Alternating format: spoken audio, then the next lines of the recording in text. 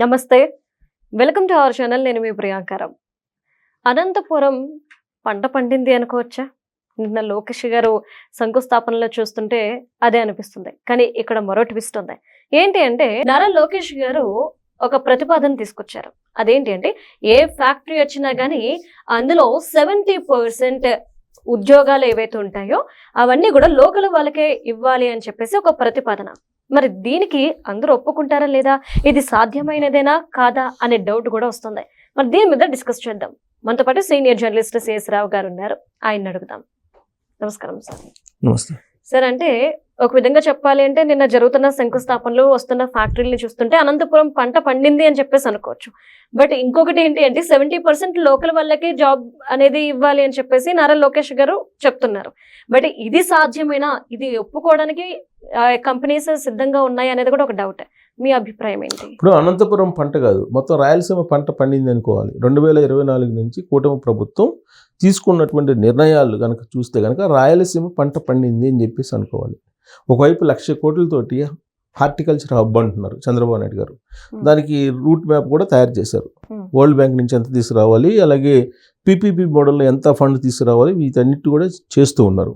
మరోవైపు 2014, 2019 మధ్యలో already Kia తీసుకొచ్చేసి దాని ఎకో సిస్టమ్ని మార్చేశారు. ఇప్పుడు తాజాగా విండ్ పవర్కి హబ్గా రాయలసీమని మార్చేటువంటి ప్రయత్నం చేస్తూ ఉన్నారు లోకేష్ గారు.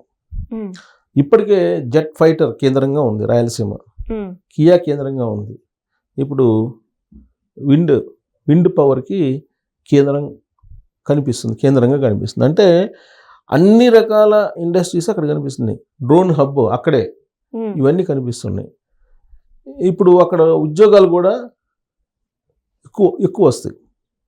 ఇప్పుడు కియా వచ్చిన తర్వాత అక్కడ ఉద్యోగాలు కానీ, అక్కడ ఎకో సిస్టమ్ కానీ, అక్కడ భూముల రేట్లు కానీ పెరిగిపోయినాయి. ఒకప్పుడు అనంతపురం వెనకబడిన ఏరియా, రాయలసీమ వెనకబడిన ఏరియా అని చెప్పి అనుకుంటూ ఉంటారు. ఇవాళ కోస్తాలో ఎకరం పొలం కంటే 2 ఉంది రాయలసీమలో, 2 ఉంది. ఇది నిజం, పచ్చి నిజం.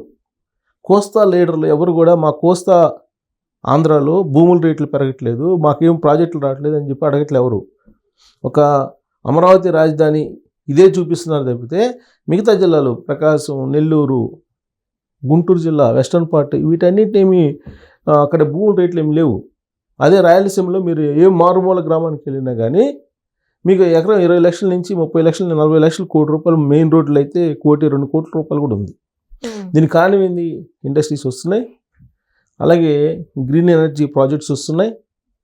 ఆ కారణంగా పెరిగిపోయినాయి. ఇప్పుడు తాజాగా సుజలాన్ అనేటువంటి విండ్ పవర్ తయారు చేసేటువంటి కంపెనీ వచ్చింది.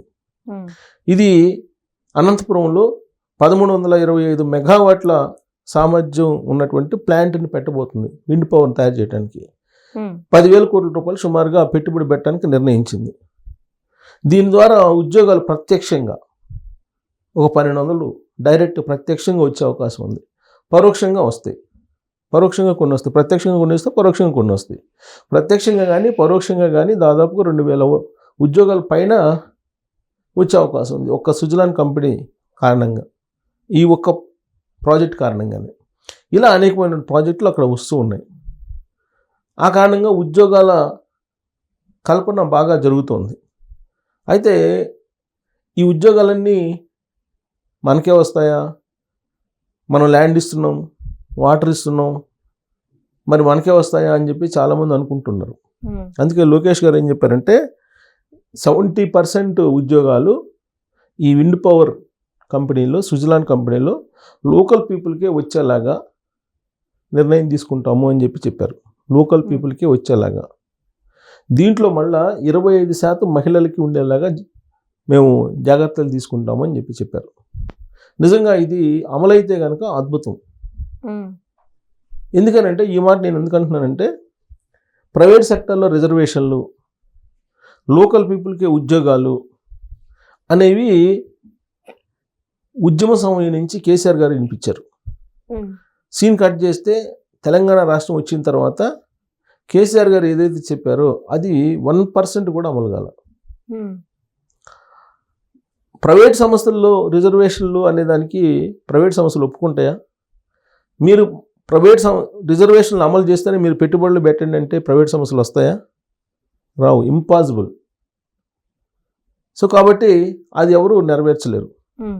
లోకల్ పీపుల్కి 85% ఉద్యోగాలు ఉండాలి, ఉద్యోగం ఇప్పించేలాగా నేను ఒక చట్టం తీసుకొస్తానని చెప్పారు అప్పట్లో కేసీఆర్ గారు. సీన్ కట్ చేస్తే ప్రత్యేక తెలంగాణ ఏర్పడింది. ఐటీ సెక్టార్ చూసుకుంటే మేజర్ సెక్టార్ కదా ఐటీ సెక్టార్.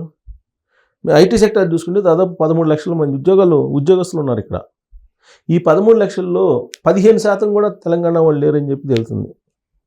పోనీ తెలుగు వాళ్ళు ఏమైనా ఉన్నారని అంటే తెలుగు వాళ్ళు కూడా లేరు.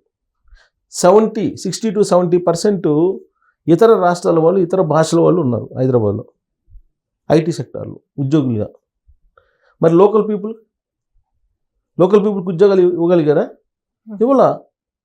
మరి ల్యాండ్స్ అయితే ఇచ్చారు, కేసీఆర్ గారు ల్యాండ్స్ ఇచ్చారు, నీళ్ళు ఇచ్చారు, కరెంట్ ఇస్తున్నారు, సబ్సిడీలు ఇస్తున్నారు, ఐటీ ఇండస్ట్రీ డెవలప్ అయింది, హైదరాబాద్ డెవలప్ అయిందని చెప్తున్నారు. మరి లోకల్ పీపుల్ ఇవాళకి కూడా క్యాబ్లు వేసుకుంటా లేకపోతే ఇంకో రకంగా పని చేసుకుంటూ బతకాల్సిన పరిస్థితి ఎందుకు వచ్చింది? ల్యాండ్స్ ఉండేటువంటి వాళ్ళకైతే సరే ల్యాండ్స్ కాస్ట్ పెరిగి అమ్ముకుంటున్నారు, అది వేరు.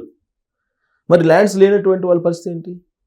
అసలు లోకల్ పీపుల్కి 85% లేదా 70% ఇవ్వాలి ఖచ్చితంగా అనేటువంటి నిబంధన పెట్టి అమలు చేసినటువంటి దాఖలాలు ఇప్పటివరకు లేవు. అందుకే ఛాలెంజింగ్గా తీసుకున్నారు లోకేష్ గారు.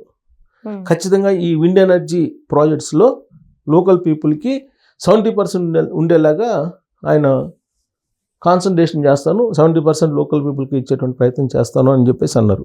ఇది అనంతపురం యువత యొక్క పంట పండినట్టే. ఎందుకంటే అది అమలు చేయడానికి అవకాశం ఉంది.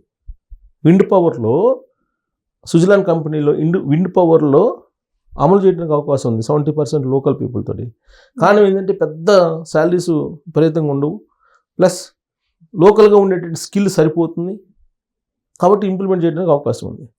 అదే మనకు ఐటీ సెక్టర్ వచ్చేటప్పటికి స్కిల్ ఉండాలి. నీకు స్కిల్ ఉంటేనే లోకల్ పీపుల్కి అక్కడ అవకాశాలు వస్తాయి. ఇప్పుడంటే స్కిల్ వచ్చింది, ఐటీ సెక్టర్ డెవలప్ అవుతున్నటువంటి సమయంలో స్కిల్ పీపుల్ తక్కువ ఉన్నారు ఇక్కడ. అందుకని ఇతర రాష్ట్రాల వాళ్ళు వచ్చి మహారాష్ట్రనో లేకపోతే యూపీనో లేకపోతే ఢిల్లీనో లేదా రకరకాల ప్రాంతాల వాళ్ళు వచ్చి ఇక్కడ స్థిరపడ్డారు.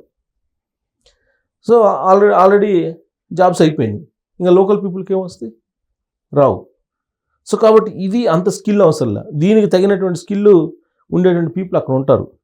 కాబట్టి 70% ఉద్యోగాలు అక్కడ ఇప్పించడానికి అవకాశం ఉంది. కాబట్టి లోకేష్ గారు అనౌన్స్మెంట్ అయితే ఇచ్చారు.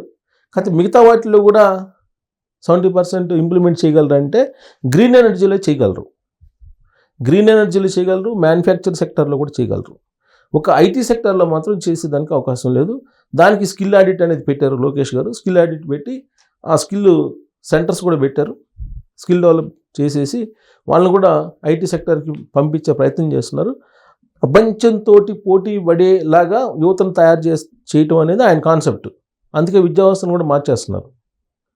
సో కాబట్టి రాబోయేటువంటి రోజుల్లో 70% లోకల్ పీపుల్కి ఉద్యోగాలు అనేది లోకేష్ గారు ఇంప్లిమెంట్ చేయడానికి అవకాశం ఉంది. గతంలో మాదిరిగా కేసీఆర్ గారు వాళ్ళు చెప్పి ఆ తర్వాత చేతులు ఎత్తేసే పరిస్థితి రాకుండా లోకేష్ గారు అన్ని ఆలోచించే నిర్ణయం తీసుకున్నారు అని చెప్పి అనుకుంటున్నాను నేనైతే.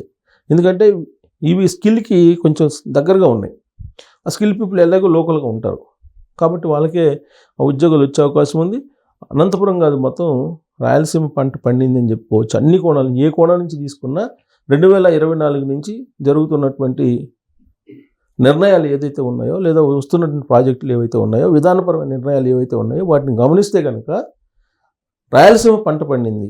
హంద్రీనీవా నీళ్లు తీసుకెళ్ళిపోయారు కదా 100 రోజుల్లో చంద్రబాబు నాయుడు గారు. సో భూగర్భ జలాలు పెరిగినాయి, హార్టికల్చర్ సంబంధించినటువంటి పంటలు పండుతున్నాయి అక్కడ. ఇవాళ భూముల రేట్లు పెరిగినాయి. చంద్రబాబు నాయుడు గారు సంపద సృష్టిస్తానన్నారు, ఎక్కడ సృష్టించారని చెప్పి అడుగుతున్నారు కదా చాలామంది. చంద్రబాబు నాయుడు గారు 2014లో ముఖ్యమంత్రిగా పదవి ప్రమాణ స్వీకారం చేసే నాటికి ఇవాళకి ఎవరి ఆస్తిని వాళ్ళు లెక్కేసుకుంటే సంపద సృష్టించబడిందా లేదా అనేది అర్థమవుతుంది. సో రాబోయే రోజుల్లో 70% లోకేష్ గారు ఇవ్వడానికి ఒక రోడ్ మ్యాప్ అయితే తయారు చేసి ఉంటారు, అందుకే అనౌన్స్ చేశారు. సో రాబోయే రోజుల్లో 20 లక్షల ఉద్యోగాలు ఆయన యువగళ పాదయాత్ర సందర్భంగా ఏదైతే చెప్పారో దాన్ని ఫుల్ఫిల్ చేయడానికి అడుగులు వేస్తున్నారు. అది సక్సెస్ అవుతుంది అనేది ఆయన నిర్ణయాలు, ఆయన ప్రకటనలను బట్టి మనకి అర్థం అవుతుంది. Thank you so much sir.